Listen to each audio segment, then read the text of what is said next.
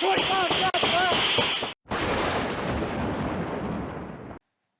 to the Weekly Homicide Report, the weekly program where we talk about all the people that needlessly died at the hands of another person. So let's take a look at this week's graph. Chicago had 17 homicides last week, and of their 419 murders, 93% have been shootings. Philadelphia had 8 homicides, their lowest weekly total since the end of May, and they currently have 7 more murders than this time last year. They also had 2 mass shootings, although neither resulted in any deaths. Baltimore had 11 homicides, which is on the high end for them. They had 1 mass shooting as well that accounted for one of those deaths. Milwaukee had 4 murders, and that 149 total is 38 higher than this time last year. DC added 5 homicides and sits at 134. That's 10 higher than this time last year.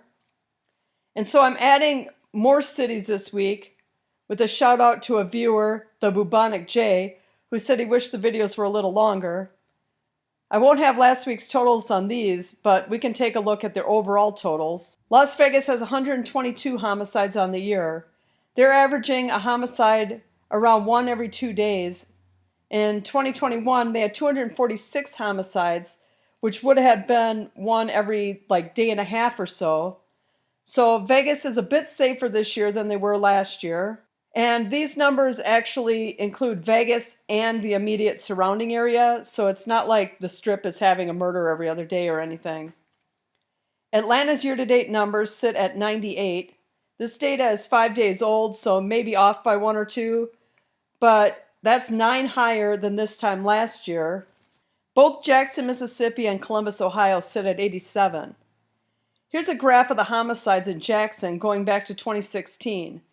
The yellow line is last year's, and the purple line, the shorter one below it, is this year, and the green line below that is 2020. And you can see the jump from before the summer of Floyd to after the summer of Floyd. Bakersfield, California is at 61 on the year, and Minneapolis is at 58. I did a video the other day on Minneapolis. If you haven't seen that, you should check it out. That city is going downhill fast.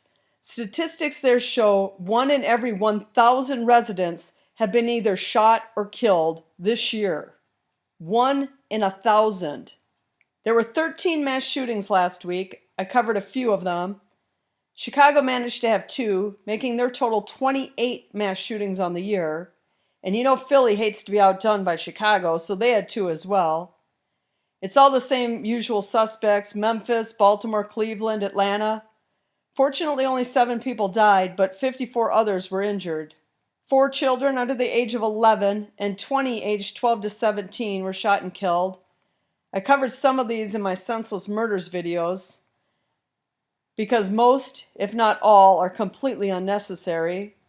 But then we live in a society where a fast food employee thinks it's completely okay to punch an old man who complains about his order, or beat an old man to death because you don't want to pay for your cab fare.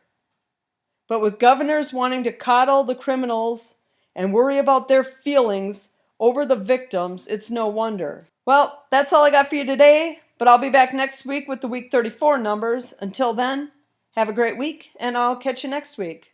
Support this channel and pick yourself up some original crime-related apparel. Look for the link in the description.